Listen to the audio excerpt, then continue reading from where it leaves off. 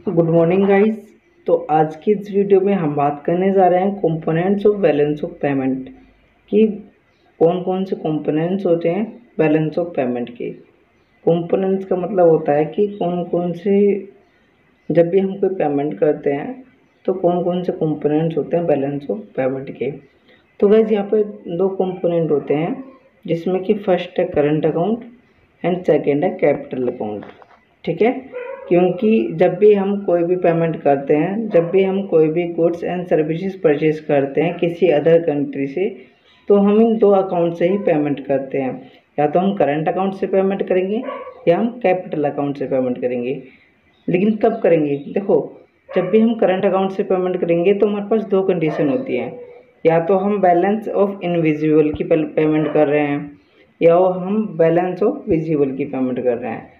Balance of invisible का मतलब होता है कि यदि कोई हमने सर्विसेज इंक्वायर की है या हमने कोई इनकम अर्न की है या कोई हमने मनी ट्रांसफ़र की है, तो उस बीच में हम जितनी भी पेमेंट करेंगे वो हम करंट अकाउंट के थ्रू करेंगे।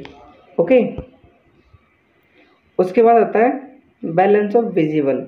बैलेंस ऑफ विजिबल का मतलब होता है कि जब भी हमने कोई ट्रेडिंग एक्टिविटी की है, लाइक बैलेंस ऑफ ट्रेड, मतलब जो भी हमने ट्रेडिंग एक्टिविटी की है यदि हम उसकी पेमेंट कर रहे हैं, या यदि हमने कोई बाइंग एंड सेलिंग एक्टिविटी की है यदि हम उसकी पेमेंट कर रहे हैं या रिसीव कर रहे हैं, तो उस बीच में हम क्या करते हैं, करंट अकाउंट का यूज़ करते हैं। ठीक है, यदि हम बाइंग एंड सेलिंग एक्टिविटी कर रहे हैं और हम पैसा रिसीव कर रहे हैं तो हम करंट अकाउंट में उसकी एंट्री करेंगे।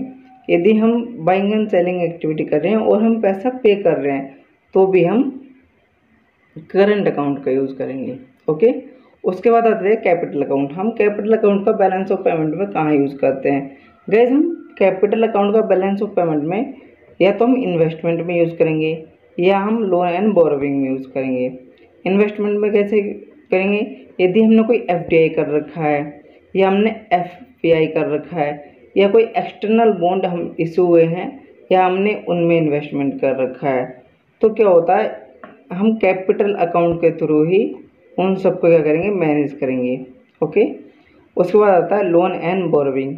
लोन एंड बोरोविंग में क्या होता है कि यदि हमने कोई लोन ले रखा है, ठीक है, या हमने कोई लोन दे रखा है, तो उन सभी की एंट्री किस में होगी? कैपिटल अकाउंट में होगी।